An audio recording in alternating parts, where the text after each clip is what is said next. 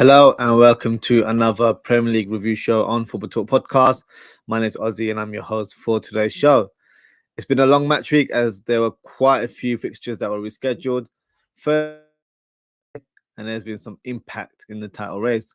Arsenal beat Wolves and absolutely annihilated Chelsea to claim top spot. Man City beat Brighton 4-0 to claim second place, only 1 point behind the Gunners. But Liverpool, oh, what a terrible week it's been. First, they beat Fulham to go back to winning ways, but it all fell down at Goodison Park as they surprisingly beat the Reds 2-0. And in my opinion, that has completely killed the title challenge for Liverpool. Some are now even saying that they're in a fight to finish in the top four, which for me is outrageous, and I totally disagree with that statement.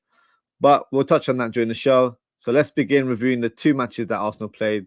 And the first game is Arsenal, or should I say Wolves versus Arsenal, because it was at the Molineux. So the Gunners set the tempo for everyone else as they beat Wolves at the Molineux. As I just mentioned, the Wolves were very close to opening the scoreline as João Gomez smashes his shot onto the post, but it was Trossard who makes it 1-0 as he sliced his shot posting in.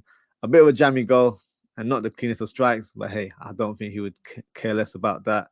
Havertz almost makes it 2-0 as he hits a volley straight at the goalkeeper. But he ended up becoming a provider as he hit a nice free ball to Odegaard, and what a finish it was from the Arsenal captain. He produced the finish from the tightest of angles and manages to curl it in low in the corner. So yeah, a great result in the end for Arsenal, and they go at the top of the table. And this was on Saturday. And then during midweek, Arsenal versus Chelsea. What a game. Chelsea, aka Billy FC, got absolutely destroyed. What a terrible performance from the Blues. Let's go through the key moments of the game. Trossard opens the scoreline with a fantastic left-footed strike. He's become such an important player for the Gunners, scoring important goals and also covering Martinelli during his absence. I said at the time when Arsenal first signed Trossard, I thought he was a smart signing. At the time, they were linked with Mudryk, who's a Chelsea player, so I think you guys dodged the bullet there. And I've always rated Trossard from his Brighton days. So yeah, for me, he's been a very important player. And, you know, it could actually help Arsenal with regards to claiming the league title. Who knows? In terms of the game, Ben White makes it 2-0 with a lovely left-footed finish in the corner. What's he doing up there? That's not really his remit. But hey, nice finish regardless. But the third goal, and it was from the former Blue, Kai Havertz, running through on goal, smashes the ball on target, ends up hitting the keeper on the head and onto the roof of the net. Clearly, there was no respect shown in the celebration as Havertz sticks his tongue out to the fans. And good for him. Shameless, but hey, I love it as he's getting a bit of stick from Chelsea fans. And I don't think he got the respect when he was at the club. But look, fair play to him. The move to Arsenal at the time didn't make sense to me. But he's worked hard, and whether he's playing in midfield or up top, he always puts in a shift. I think that's what the fans appreciate. And by the way, lovely assist from Odegaard for that goal for Havertz. Made that pass from the halfway line. And then moments later, Action Jackson misses an easy one-on-one shot, ends up hitting the side netting. But Havertz returns and makes it 4-0 for the Gunners. No deflection on this shot, straight posting in.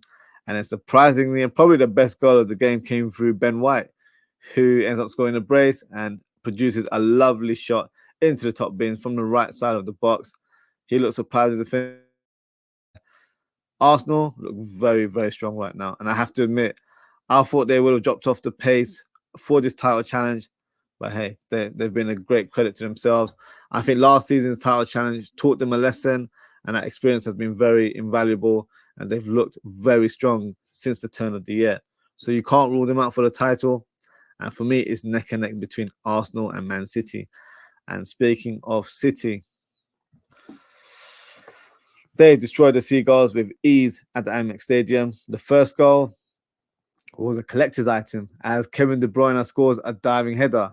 Who would have thought? But hey, great finish from the midfielder.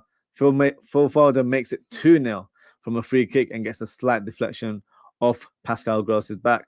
The third goal, absolute shambles from the Brighton defense, who are playing from the back and lost the ball to Bernardo Silva. He then lays it off to Foden, and Foden scores his second goal of the game with a nice, simple finish into the bottom corner. Julian Alvarez makes it 4-0 as another defensive error presents a chance to the Argentine striker, and he slots it in the bottom corner with no keeper in goal. That victory places them in second place, as I mentioned earlier in the show. Only 1 point behind Arsenal, but they also have a game in hand. So if they get that win, they will claim top spot once again. Now, if I was to make a prediction on who gets to win the title from today, I think it would be Man City. I think they're blowing teams away without actually playing their best football. Plus, with no Champions League, they have more time to focus on the remaining 5 fixtures that they have. So I believe they will be crowned champions once again. Next fixture, Fulham versus Liverpool, which you can see ended 3-1 to Liverpool. Now, on to Liverpool, who for me have killed their own chances of challenging for top spot due to their terrible finishing in recent weeks. But in this game, it appeared that things were back on track. Liverpool opened the score sheet with a lovely cold free kick from Trent Alexander-Arnold. What a fantastic finish. Very Beckham-esque, if you ask me. But Fulham added a blocker before halftime as they equalised through a Castagna finish. Then in the second half, Ryan Gravenberch scores his first goal for Liverpool in the Premier League as he controls the ball outside the box, creates half yard, and smashes it post and in. Gravenberch then plays a part in the third goal as he lays it off to Gakpo, who does fantastically to goal pass tossing, and then thread a through ball to Jota, who drives with the ball and scores with his left foot. Back to scoring form, but then unfortunately picked up an injury and was ruled out for the next fixture, which was Everton. And quite frankly, he was missed in that game. And speaking of that game, yes, not the score that I wanted to see. Liverpool fans were pleased after that Fulham victory and thought maybe we can go back to our old form or go back on the charge and claim a huge win against our local rivals, and that will hopefully give us a bit of momentum towards the last remaining fixtures. Although that never went to plan, and our world came falling down as we lost 2-0 to the blue half of Merseyside. It was such a bizarre game from a Liverpool point of view, but for Everton, they were fantastic. They were aggressive from the first second and looked like they were ready to fight for that win. And quite frankly, Liverpool let them walk through them and laid the knockout.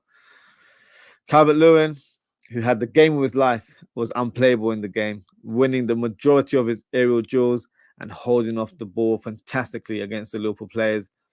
Everton opened the scoreline in the 27th minute through Branthwaite's finish, a calamity of errors from Liverpool as it was a pinball effect in the box, balls bouncing off players. Then McAllister has a swipe to clear the ball, ends up being a sideward pass that ends up landing to Branthwaite's feet, and his shot then hits Alisson, goes underneath him, hits the post, and then rolls into the goal. Bloody hell, talk about a fluky goal to concede, but that's how it panned out.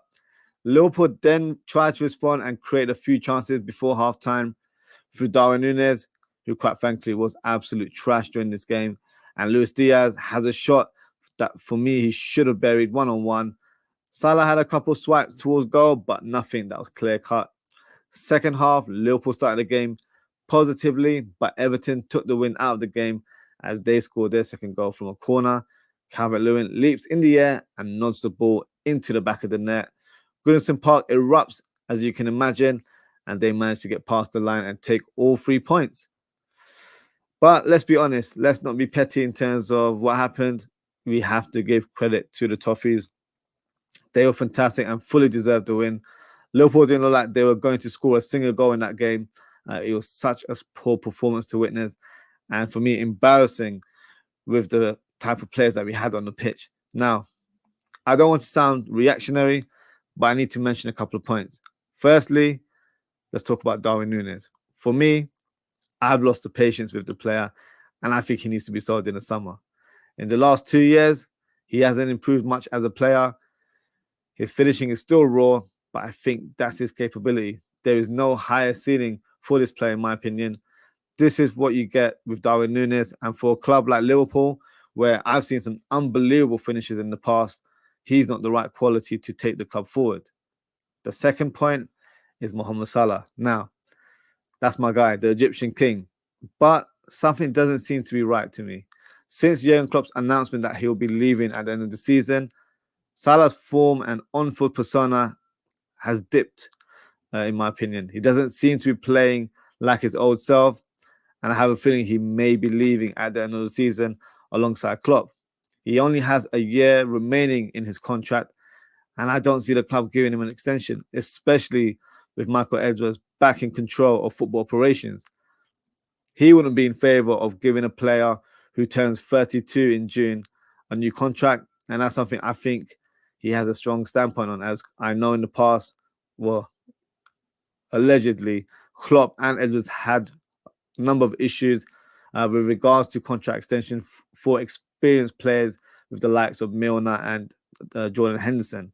So I believe Edwards will try and get a hefty fee for Mohamed Salah, whether it's a move in Europe to a club like PSG or a move to Saudi Arabia, which obviously would be a statement signing for the Saudi Pro League. So I think he may end up leaving the club at the end of the season.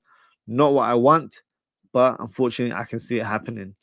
But back to Liverpool, this defeat pretty much kills any hope of challenging for the title this season. And quite frankly, I don't think we deserve to win. Arsenal and Man City have been the better team by far this season. We just had a knack of grinding out results, and now it appears we've maxed out and we've run out of steam. Not the way I wanted the season to end for Liverpool, especially for Jurgen Klopp, but that's football for you. Unfortunately, you don't always get what you deserve. Now, let's talk about the remaining games, and boy, there were quite a few games to talk about. So let's start with Crystal Palace. What a crazy match week 34 they've had. Since beating Liverpool a couple of weeks ago, the confidence has skyrocketed with the South London team, and that reflects with the 2 wins that they managed to notch up.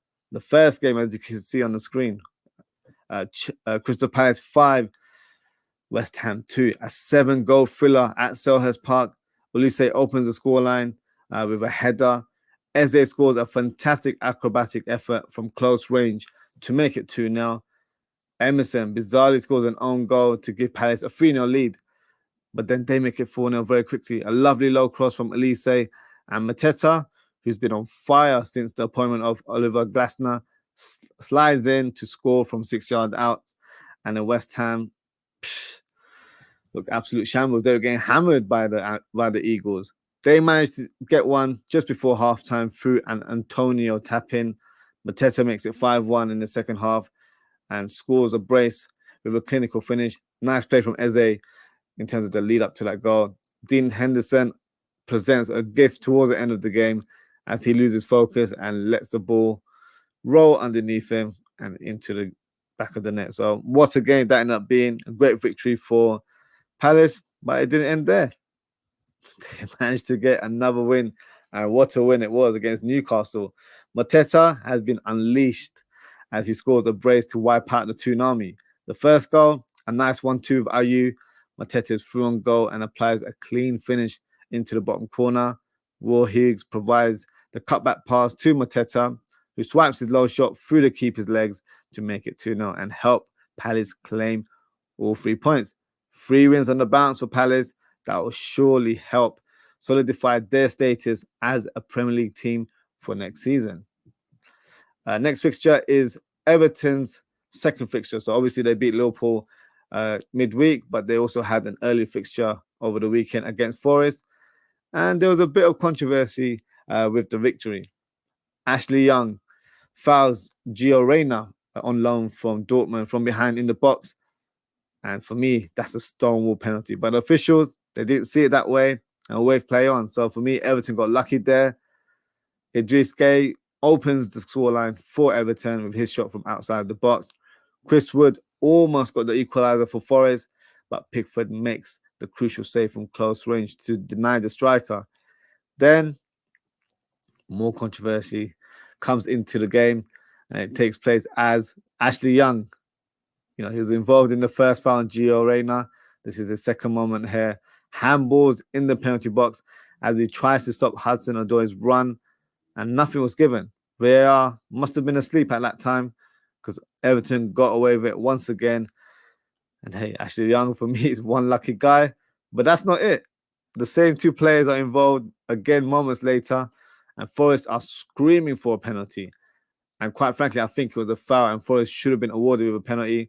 The only grey area with that incident was the fact that Ashley Young got a touch of the ball as he made that challenge on Hudson-Odoi. But it wasn't a tackle. He pretty much took the man out more than anything else. So 3 moments there where maybe Nottingham Forest should have got something from it. Mark Clattenburg will have a long session with the Forest team and staff to explain these decisions because, quite frankly, they were robbed. But Everton killed the game from a McNeil long shot, post and in, to claim the win. Everton are now 16th place with back-to-back wins. That should help them survive and avoid relegation. Next fixture. Involves Sheffield United. Absolute shambles this week. Conceded 8 goals and only scored 3, and this is why they're bottom of the table. The United defeat wasn't a surprise to some, but the Burnley game was, for me, a little bit of a surprise. I thought they would have showed a bit more of a fight, and that victory has actually helped Burnley a slight hope to get our relegation zone. Obviously, they're still far off, but it's giving them a bit of momentum to go into the remaining fixtures of the season. The first game, Sheffield United versus Burnley, which ended 4-1 to Burnley. Brun Larsen scores the first goal for Burnley to open the scoreline. Assignon makes it 2-0 with a marauding run into the box and a cheeky toe punt finish. Hammer then makes it 2-1 with a lovely strike from the edge of the box for Sheffield United. Foster makes it 3-1 for Burnley, scoring from around the penalty spot. And Gudmundsson then makes it 4-1 with a low shot into the bottom corner. The next game, which was a bit of a surprise because the Blaze took the lead very early on and opened the scoreline. Bogle makes it 1-0 as he charges into the box and scores from a tight angle. Harry Maguire then equalizes with a header. Brereton Diaz, who's been on fantastic form since signing for the club in January, gives the Blaze the lead once again. Great finish from inside the box as he slides in. United are then awarded a soft penalty, in my opinion, as Maguire is brought down into the box. Bruno Fernandes steps up and smashes it into the top corner, but then scores a fantastic long shot to make it 3-2 for United. And then he becomes provider as he squares the ball to Højlund, who finishes from close range. Next game. Hold on a second. We're missing a game. Let me write it down. So it's actually Wolves versus Bournemouth that I wanted to talk about. So Wolves played their second game of the week. So I'm trying to cover all the teams that played 2 games. They lost to Arsenal early in the week. And unfortunately, it was the same story against Bournemouth. In this game, Semenyo ended up scoring a winning goal very early in the 37th minute as he applies a left-footed finish from the edge of the box. Great run from Kirkes to set him up. Wolves then hit the back of the net as Hwang Hee-chan scores a fantastic leaping header. But here we go. You guessed it. VAR rules it out as there was a foul on Kluivert. Apparently, Cunha took a slight swipe at the Dutch winger. Honestly, I watched the replays. There was nothing in the challenge. Kluivert didn't even react. So it was quite a bizarre outcome. And what a poor decision, in my opinion. And for me, that goal should have stood for Wolves. Kirkes then unfortunately picks up a red card in the second half as he's applied a dirty tackle on Doherty. It was quite a dangerous one, to be fair. Could have really injured the player. Max Kilman thought he got the equaliser late in the game, but it was ruled out for offside. Now, I looked at the replays. We're talking millimeters, if anything, because for me, it wasn't very clear-cut that was offside. I've been saying it for a while this season, guys, and I sound like a cassette player. VAR are ruining the game. And that's just my opinion with regards to that. The next fixture is Bournemouth away. Obviously, Bournemouth played 2 fixtures that they played Wolves earlier on. Unfortunately, they weren't able to get the win in this one, and it was against Aston Villa. The Cherries were awarded a penalty as Kirkes was fouled by Matty Cash.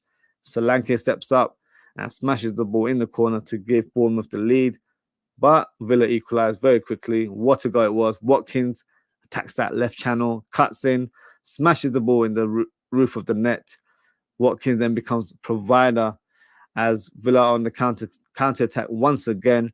Watkins threads the through ball towards Diaby, who slots in the goal from close range. And then Watkins almost scores a brace, but his effort goes across goal. And then you've got Leon Bailey coming from the right side and hitting the back of the empty net to make it 3-1. Villa are making a very strong stance with their chase for fourth spot, and they currently have 66 points. And the final game, Luton Town versus Brentford. 6-goal thriller at Kenilworth Road. The first goal came from Brentford, and what a screamer from Wissa. Great strike from him. Wissa makes it 2-0 with a scrappy finish.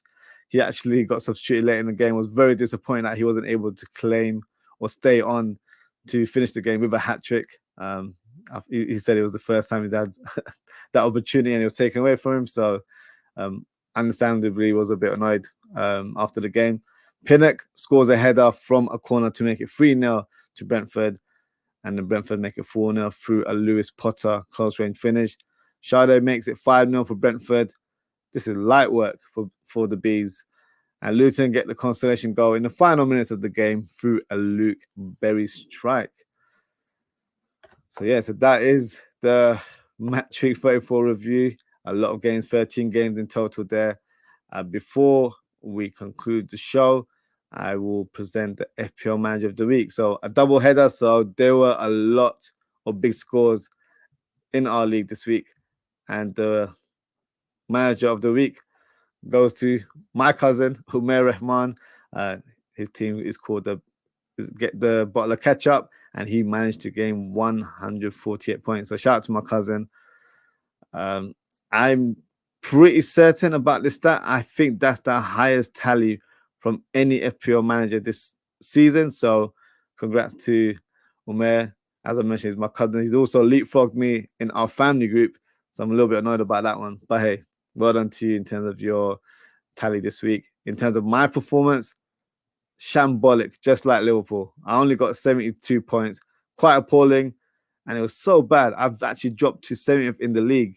I was 50th last week. So, yeah, shocking on my side.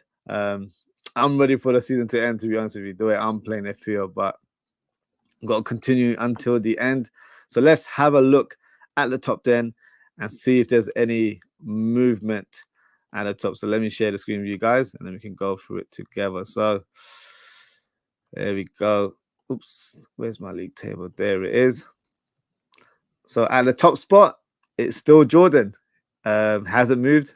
He's managed to get 118 points this week. So he had a good tally himself. OZZIE'S is climbing up the table. He's in second place.